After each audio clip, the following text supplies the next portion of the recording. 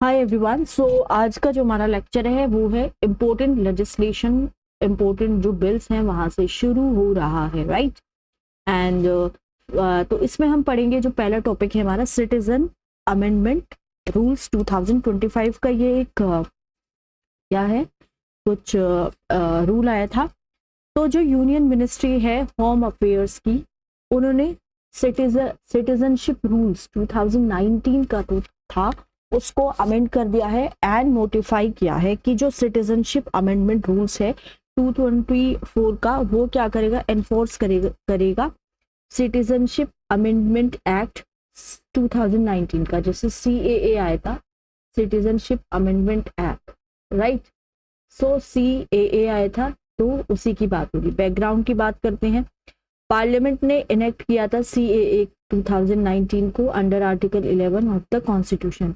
तो आर्टिकल जो 11 है कॉन्स्टिट्यूशन का, उसके अंदर यहाँ पे पार्लियामेंट ने क्या किया है, इसको इनेक्ट किया है। किसको इनेक्ट किया है भाई, यहाँ पे CAA 2019 का। अब अगर हम बात करें आर्टिकल 11 की, तो हमारा जो कॉन्स्टिट्यूशन का हमारा आर्टिकल 11 है, वो क्या करता है, कॉन्स्टिट्यूशन आर्टिकल 11 एम्पावर करेगा पार्लियामेंट को to make any provisions related to the acquisition and termination of citizenship and all other matters relating to citizenship। ठीक है, तो आर्टिकल 11 की अगर हम बात करें, ये पार्लियामेंट को एम्पावर कर रहा है कि पार्लियामेंट क्या करे, प्रोविजन बनाए टर्मिनेशन से या फिर एक्विजिशन से लेके सिटीजनशिप को। तो सारी की सारी जो पावर है वो यहाँ पे किसके हाथ में आ जाती है, वो यहाँ पे आ जाती है पार्लियामेंट के हाथ में। किसको लेके, अमेंडमेंट को लेके। Okay, citizenship amendment act aims to give citizenship to the target group of migrants even if they do not have valid travel documents as mandated in the citizenship act 1955। तो यहाँ पे सिटीजनशिप एक्ट आया था 1955 का। ये क्या कर रहा है कि बहुत सारे लोगों को जो दूसरे देशों से हमारे भारत देश में आए थे, तो उनको डॉक्यूमेंट्स नहीं थे, वैलिड डॉक्यूमेंट्स। फिर भी CA का एम है कि ये citizenship they targets group of migrants को even if they do not have valid travel documents as mandated in the citizenship amendment act 1955। 5 ground है जिसपे कैंसिलेशन हो सकता है overseas citizenship of India. Registration हो रहा है फ्रॉड के through, showing this affection to the constitution and engaging with the enemy during war। जो वॉर है हमारी हो रही है एनिमी कंट्री के साथ, अगर हम उनके साथ एंगेज हो रहे हैं, तो यहाँ पे जो ओवरसीज सिटीजनशिप है इंडिया की, वो आपसे ले ली जाएगी।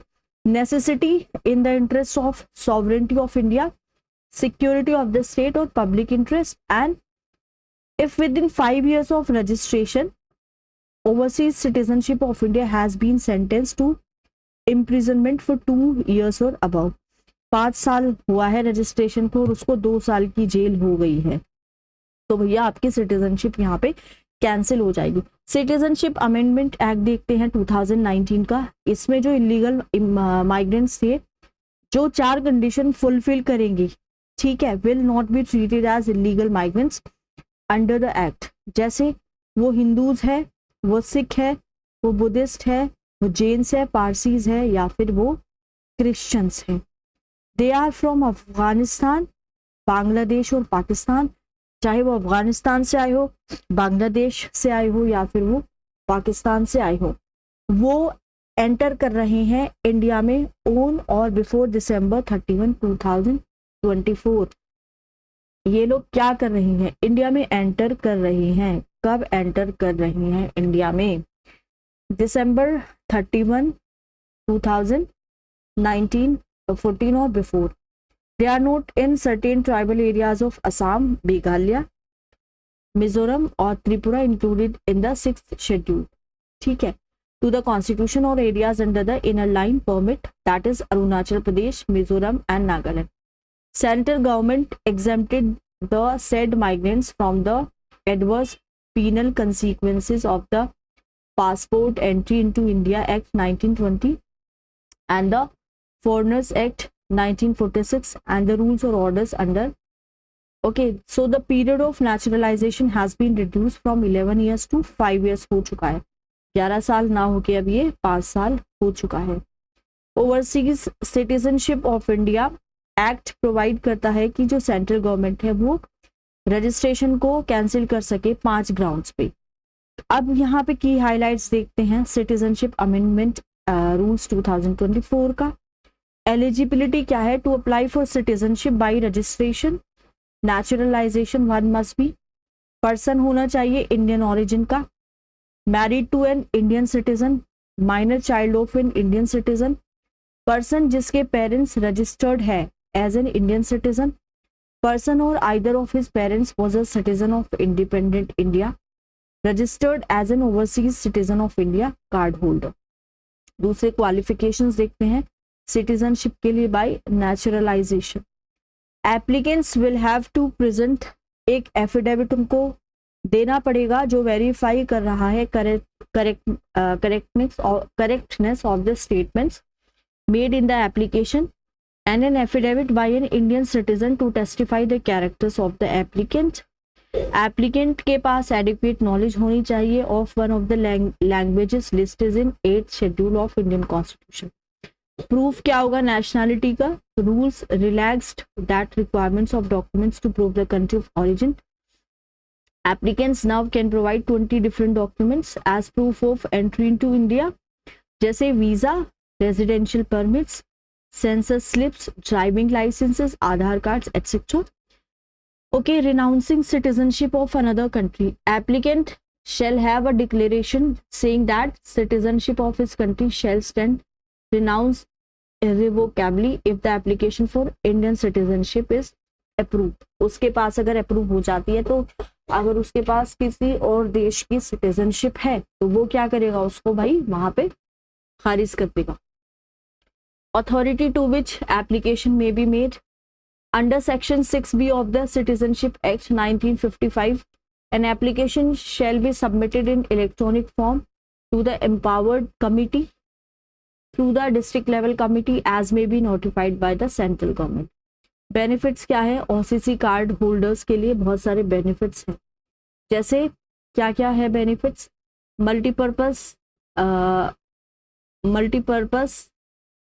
multiple entry, lifelong visa for visiting India, exemption from registration with local police authority for any length of stay in India, parity with NRI in respect of economic, financial, education field except in matters relating to the acquisition of agricultural plantation properties. Foreign national eligibles to apply for overseas citizen of India. Who was eligible to become a citizen of India on this date? एक citizen है India का on or any time after 26/1/1950, belong to a territory that became part of India after 15/8/1947 and is a child or grandchild or a great grandchild of such citizen given above. Epidemic Disease Act आया था 1897 का। So recently 22nd Law Commission of India submitted a report titled Comprehensive Review of the Epidemic Diseases Act 1897 to the Government of India. International Health Regulations के बारे में देखते हैं। It was adopted by the World Health Assembly 1969 में, revise हुई थी 2005 में। Overarching legal framework है पब्लिक हेल्थ इवेंट्स के लिए एंड इमरजेंसीज के लिए that have the potential to cross borders. It is legally binding on 196 countries, including the 194 WHO member state. Create rights and obligations for countries, including the requirement to report public health events. Outline the criteria to determine whether or not a particular event constitute a public health emergency of international concern. अब यहाँ पे आता है LCI. So Motu undertook the examination of EDA. And EDA is what? It is the Epidemic Disease Act 1897 and International Health Regulation 2005 का. So LCI highlighted key issue in EDA 1897 law क्या करता है, grants करता है excessive government power, risking abuse, does not define an epidemic or an infectious disease, and does not differentiate between what is an outbreak, what is epidemic, what is pandemic. Act में कुछ specific guidelines की कमी है for effective disease surveillance, quarantine process, availability of drugs and vaccine etcetera. Act does not provide statutory power to local government to regulate epidemic diseases. Recommend करता है to either amend the existing law or bring new comprehensive legislation to address existing gaps. की highlights क्या है EDA के, EDA 1897 का, वो यहाँ पे हम देख लेते हैं. Genesis, British government introduced EDA to tackle the epidemic of bubonic plague in the erstwhile Bombay Presidency in 1896 when Lord Elgin II was the Viceroy. Powers है गवर्नमेंट का, जैसे एक्सटेंसिव पावर है गवर्नमेंट के पास, जिसमें वो रेगुलेट करती है, prevent कर सकती है, और जो बहुत डेंजरस एपिडेमिक डिजीज है उसको कंट्रोल भी कर सकती है. सेंट्रल गवर्नमेंट के पास पावर है कि वो इंस्पेक्ट कर सकती है शिप्स को, वेसल्स को जो डिपार्ट हो रहा है या अराइव कर रहा है पोर्ट्स पे within its jurisdiction. 2020 amendment, epidemic diseases amendment act 2022 EDA enact हुआ था to stop the violence faced by health care workers during COVID nineteen. Under 2020 amendment, violence against a health care service personnel और damage और loss to any property shall be punished, जिसमें एक सजा हो सकती है 3 से 5 साल तक के लिए, और वहां पे एक फाइन भी हो सकता है ₹50,000 से ₹2 लाख तक. फिर आता है हमारा temple regulation act. Karnataka legislative assembly ने पास किया है Karnataka Hindu religious institutions and charitable endowment amendment bill 2024 to regulate temple in the states. Okay, तो temple regulations in the colonial period देखते हैं.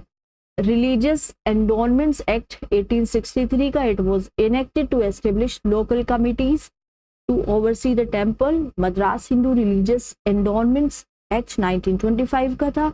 It is provide oversight of the management of temples through a board of commissioners with enormous power. Legal and institutional framework क्या है temple को regulate करने के लिए? Article 25 close 1 equally entitle करता है सारे पर्सन्स को to freedom of conscience and right to freely profess, practice and propagate religion subject to public order, morality and health. Article 25 clause 2 enable करता है स्टेट को to enact laws to regulate और restrict any economic, financial, political और other secular activity which is associated with these religious practices. State laws बना सकता है social welfare के लिए, रिफॉर्म कर सकता है, और the throwing open of Hindu religious institutions of a public character to all classes and sections of Hindus. Article 26 क्या करता है? प्रोवाइड करता है for the freedom to manage the religious affairs of the citizens and is subject to public order, morality and health. Entry 28 of list 3 जिसको concurrent list बोलते हैं of schedule 7 empower करता है दोनों यूनियन स्टेट लेजिस्लेचर्स को to make law on charities and charitable institution, charitable and religious endowments and religious institution. Hindu religious and charitable endowments. Okay, बहुत सारे जो स्टेट्स हैं जो हमारी कंट्री के अक्रॉस है have enacted legislative and regulatory framework to regulate these institutions through the powers accorded by the constitution. Hindu religious endowments commission 1960 commission ने declare किया है कि जो गवर्नमेंट कंट्रोल है over temple was essential to prevent maladministration. Cinematograph certification rules 2024 का, cinematograph amendment act 2023 का, union ministry of information and broadcasting ने notify किया है cinematograph certification rules 2024 replacing the cinematograph certification rules 1983. तो categories क्या है film certifications की? जैसे कैटेगरी यू है or certified audience category. Universal and without restriction.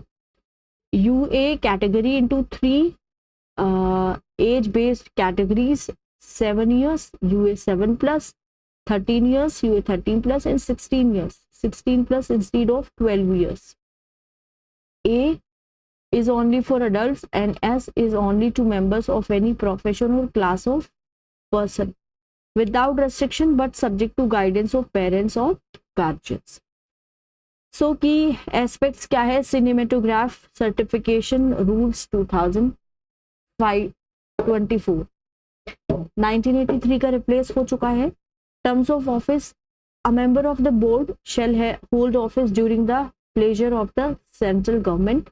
Representation of women stipulates करता है कि 1/3 of the members in the board shall be women and preferably half shall be women.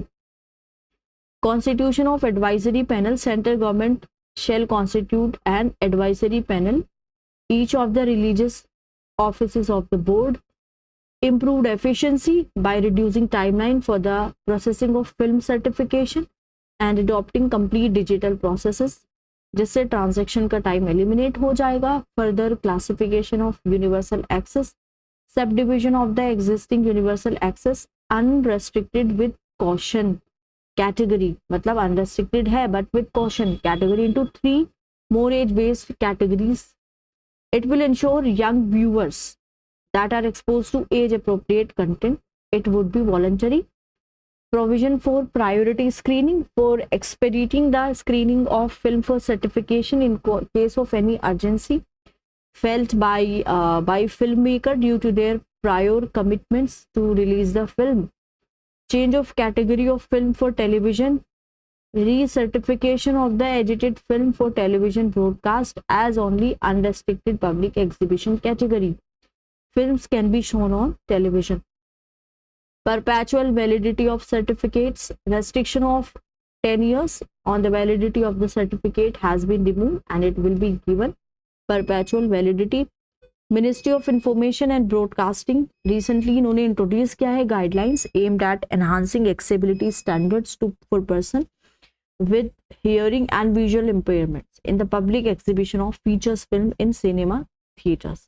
So this initiative, it aligns with the Rights of Person and Disability Act 2016, which mandates government action to promote universal access and inclusion in information and communication, including access to film. To know more about the Cinematograph Amendment Act, kindly refer to Article 6.3 Cinematograph Amendment Act in the PT 365 Polity 2024. Other important news: prevention of damage to public property.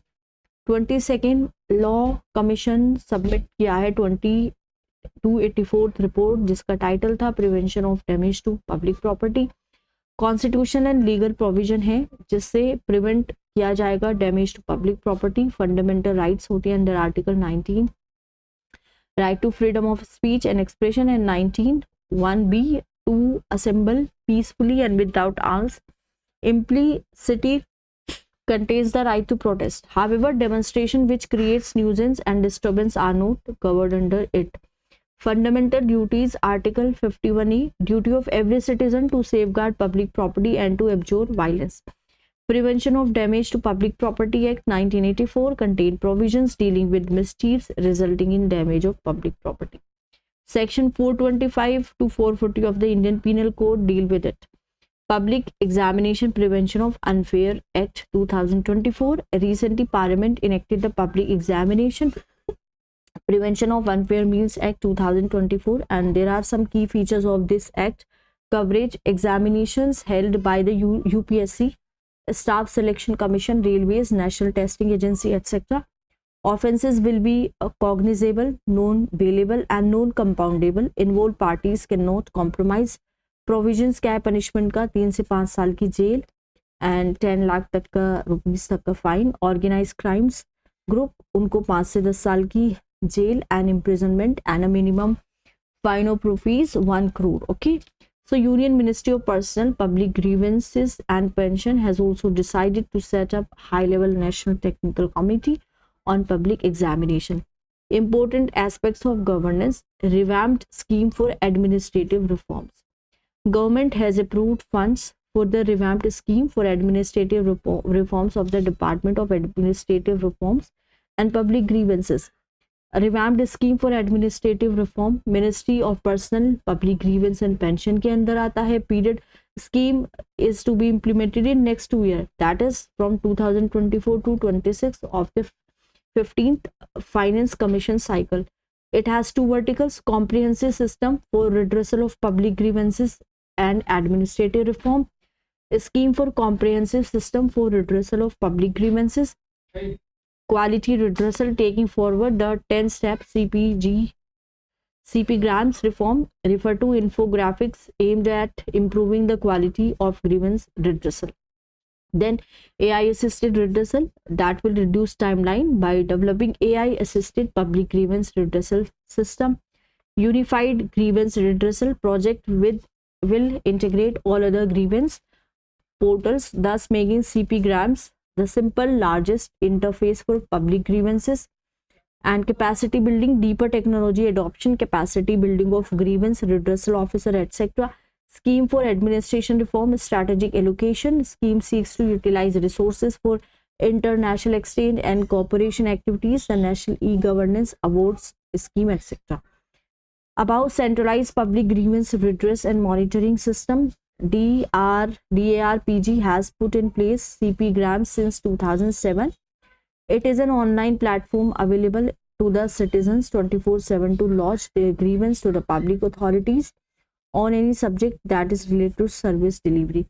Single portal hai, it is connected to all ministries, Department of Government of India and state. Issues that are not taken for redress, for example, right to information matters, court related matters, religious matters, etc. DARPG has developed a framework that is called as SEVOTUM, which basically essentially means excellence in public service. So SEVOTUM framework has 3 components, for example, citizen charter, grievance redress mechanism, service delivery capability. So in 2022, government implemented this 10-step reforms of CGRAMS.